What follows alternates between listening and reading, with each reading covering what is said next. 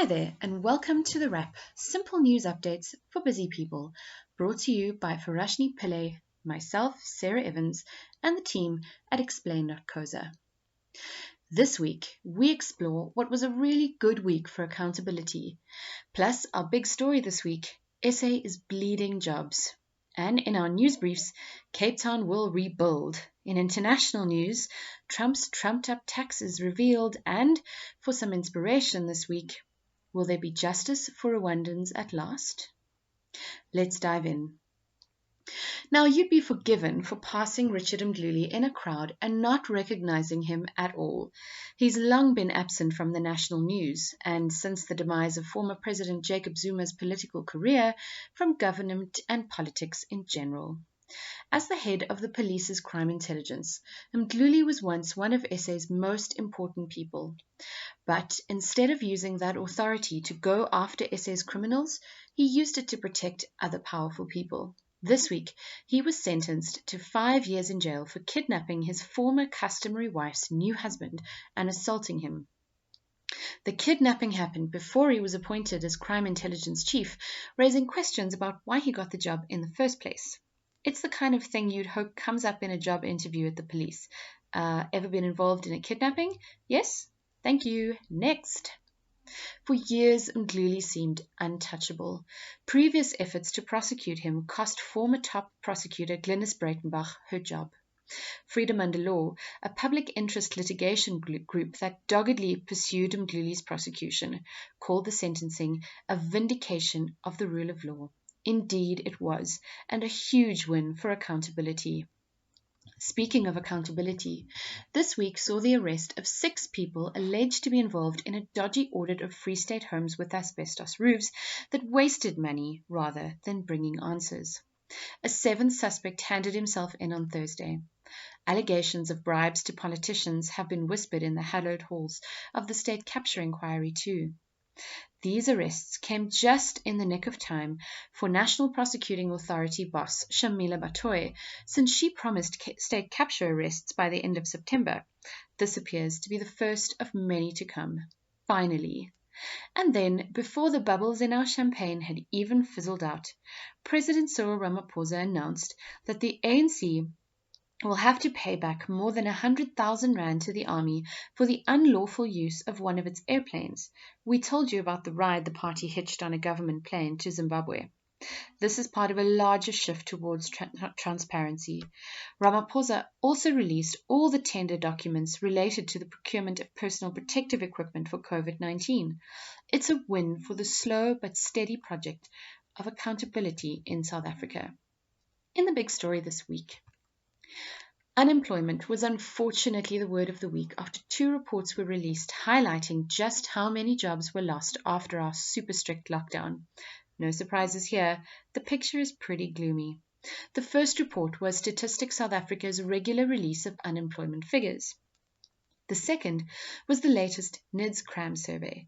The rather odd acronym stands for the National Income Dynamics Study Coronavirus Rapid Mobile Survey. It contacts the same 7,000 South Africans, representative of the country's demographics, every few months to see how they're coping with income, unemployment, and COVID-19. The good news? There was a small yet significant reduction in hunger since the special grants were implemented in May. The bad news? So many job losses. We all expected this, but now we have the numbers. Stats SA reports that about 2 million people lost their jobs between April and June 2020. The unemployment rate now stands at about 42% on the expanded definition. Other key takeaways. The community and social services sector, including government, SA's biggest employer, was the hardest hit. The patterns of those affected are stark. They're largely women, black and poor. Those who could work remotely kept their jobs. Those without formal jobs and contracts in place suffered the most. Over 300,000 domestic workers, gardeners, nannies, and other staff working in our homes, who are often paid very little and have families to support, are no longer employed. Hundreds of thousands stopped looking for work in the last quarter, either because they were discouraged or because lockdown restrictions kept them at home. Unfortunately, the NIDS cram shows that social and other grants cushioned some of the pain for the poorest. This is a win. South Africa's grant system is one of the most sophisticated in the world.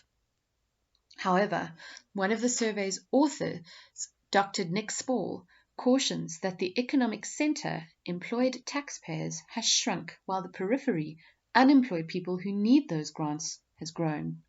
So, while our grants are something to be proud of, growing employment is crucial. Check out our explainer on South Africa's jobs crisis on our website, explain.coza. In our news briefs this week, poor Cape Town. If it isn't the systemic racism, the shitty housing policies, or the hellish wind, it's the earthquakes. No, really. The mother city was jolted by a series of tremors this week. The whole thing had the internet in stitches, with Cape Townians having a good laugh at themselves and promising to rebuild after their long-suffering garden chairs fell over. One meme even suggested it was all a ploy to force the Western Cape to physically secede from the rest of the country. In all seriousness, the tremors were from a huge earthquake about 1,600 kilometers offshore. But Cape Townians have nothing to worry about. The chances of them being wrenched from SA by force or other means are about as slim as Helen Zille's pursed lips. Now, government has always seemed a bit on the fence about this issue, but President Cyril Ramaphosa has finally made his views on statues and towns named after apartheid so-called heroes clear. They should be renamed or the statue should be moved elsewhere. Ramaphosa said this was not about erasing history, but about what was appropriate for a democratic state. In a Heritage Day address, Ramaphosa said, quote, "Monuments glorifying our divisive past should be repositioned and relocated." End quote. It's a touchy subject locally for some, but we've been ahead of the curve and it looks like history is proving us right. Across the world, similar protests have taken aim at divisive historical figures who are still celebrated in public spaces. And hey, maybe some of those statues could find happy new homes in Cape Town secessionists' gardens. Now, in soccer news. Even if you're not a soccer fan, you need to know that SA coaching giant Pitso Mosimane dropped a bombshell yesterday by announcing that he's leaving Mamelodi Sundowns. He's the most decorated coach in SA Soccer Premiership, winning 11 trophies in his 8 years at the local club.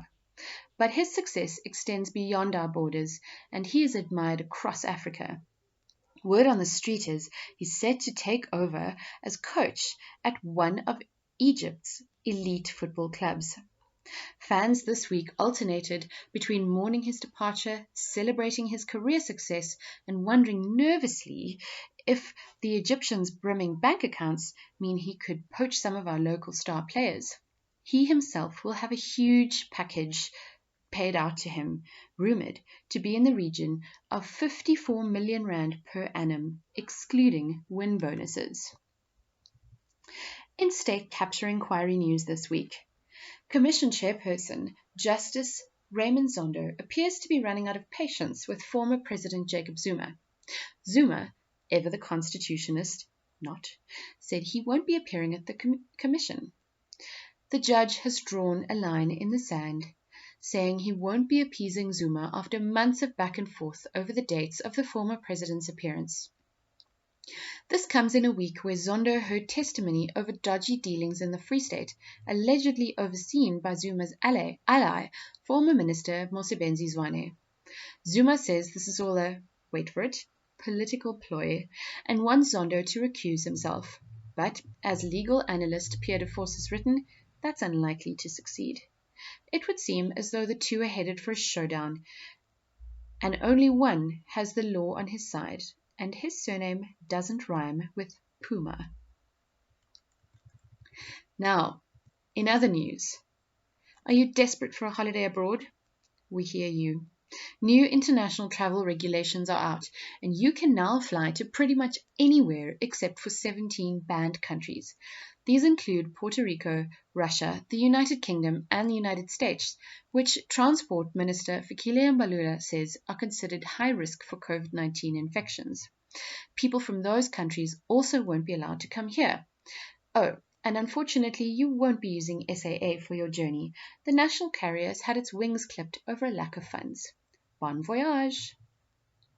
Finally, there's some clarity for matric learners and university students, and for worried parents trying to help their kids prepare for matric exams and universities.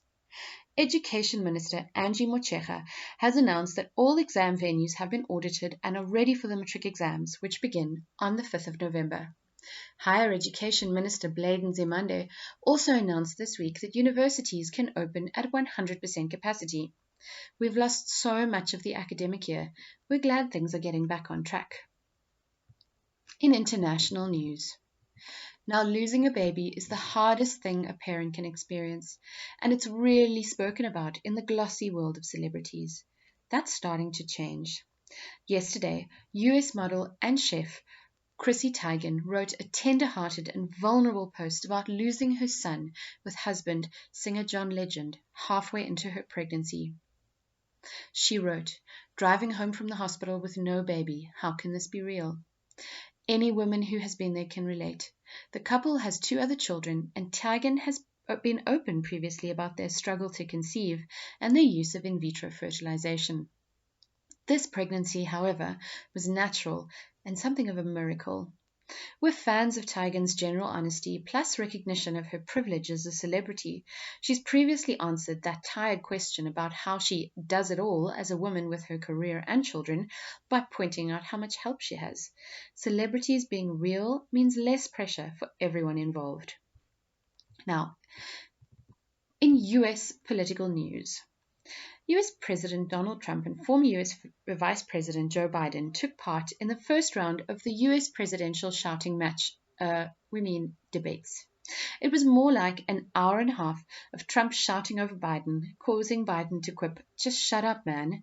Not exactly his finest moment either. Trump also refused to condemn white supremacist groups in the US, would not commit to a peaceful transition should he lose, and issued grave warnings about Biden being a socialist. Karl Marx must have been doing backflips in his grave at the thought. The debate moderator lost control, and now there's talk of changing the structure for a more orderly exchange. But will it help? What started in 1960 as an intelligent and elevated discussion between John F. Kennedy and Richard Nixon has, like so much in US politics, descended into spectacle.